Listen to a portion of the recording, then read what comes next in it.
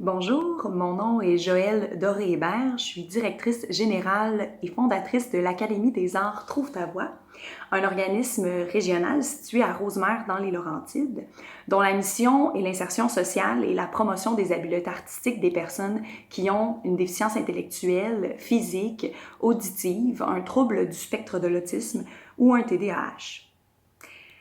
Pourquoi vous êtes-vous impliqué dans cette OBNL? En fait, pourquoi j'ai décidé de fonder l'organisme, c'est suite à un stage que j'ai fait en Turquie à Istanbul, dans un organisme semblable, qui a été une révélation pour moi, un coup de cœur complètement pour la clientèle, pour les gens qui ont un handicap. Je me voyais pas revenir au Québec sans côtoyer ces gens-là, les avoir dans ma vie. Alors, c'est vraiment la raison pour laquelle j'ai décidé de m'impliquer et de fonder l'organisation. Qu'est-ce que cette OBNL vous a apporté? En fait, ça a juste complètement changé ma vie. J'étais chanteuse, j'enseignais le chant un peu en l'espace d'à peu près un an, l'organisme a tellement pris d'ampleur que j'ai dû commencer à travailler pour l'organisation. Au départ, évidemment, c'était complètement du bénévolat. C'est ça, ça a pris de l'ampleur, puis la demande a vraiment rapidement augmenté. Donc, ça a littéralement changé le cours de ma vie et pour le mieux, je dirais. Qu'est-ce que le bénévolat a changé dans ma vie? Qu'est-ce que ça m'apporte? J'en fais depuis que je suis très jeune je continue d'en faire aujourd'hui pour tellement de raisons, pour tous les apprentissages que je fais, pour le réseau de contacts que je me crée aussi au travers du bénévolat, les nouvelles rencontres que l'on peut faire, que j'ai fait au cours des dernières années. C'est super enrichissant.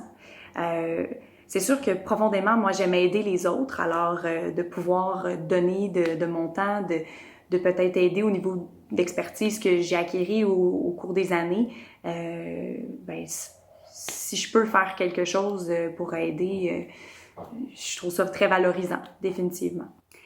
Une anecdote au sein de notre OBNL, c'est une histoire avec Humberto, un de nos participants d'origine mexicaine, qui ne savait pas lire ou écrire en français, un peu au désespoir de sa mère, qui voulait vraiment qu'il sache lire et écrire.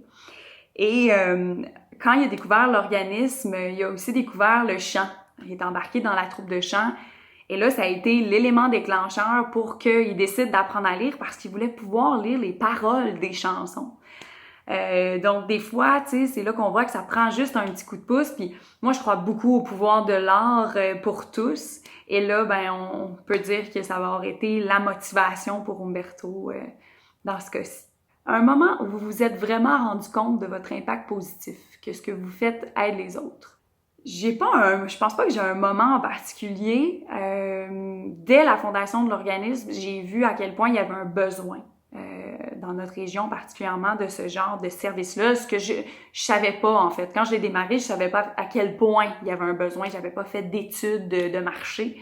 Et là, c'est le bouche à oreille, c'est les intervenants des CLSC qui se sont mis à nous envoyer plein de participants et très rapidement, c'est ça a pris de l'ampleur. Alors c'est là un peu que j'ai vu à quel point ça avait un impact positif, puis qu'il y avait une demande pour ces gens-là de faire de l'art, puis aussi d'avoir un lieu de rencontre, un lieu pour socialiser, un lieu où ils peuvent être eux-mêmes et être inclus. Parce que dans notre société, ces personnes-là, les gens différents, sont pas inclus si facilement que ça. De plus en plus, mais il y a encore beaucoup de travail à faire.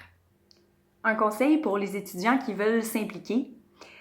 Bien, en fait, la base de l'organisme, on existe grâce aux bénévoles. Sans les bénévoles, on ne pourrait pas y arriver. On a environ 120 bénévoles chaque année qui s'impliquent à différents niveaux, que ce soit dans des événements ou comme tel, dans nos ateliers. Sinon, on a toujours besoin d'un soutien aussi au niveau administratif parce qu'on est une toute petite équipe de 3 personnes pour le moment. On est un jeune organisme, hein, ça fait 7 ans qu'on existe, alors on se bâtit tranquillement. Mais on a toujours besoin d'un coup de main pour la rédaction de subventions, par exemple, ou pour la gestion de nos finances. Ça peut être aussi l'organisation d'un événement caritatif. On est très ouvert aux propositions. Donc, si vous croyez en notre mission, puis en ce qu'on fait, gênez-vous pas pour nous faire des propositions, on est très ouvert. Merci tout le monde, puis au plaisir de faire votre connaissance.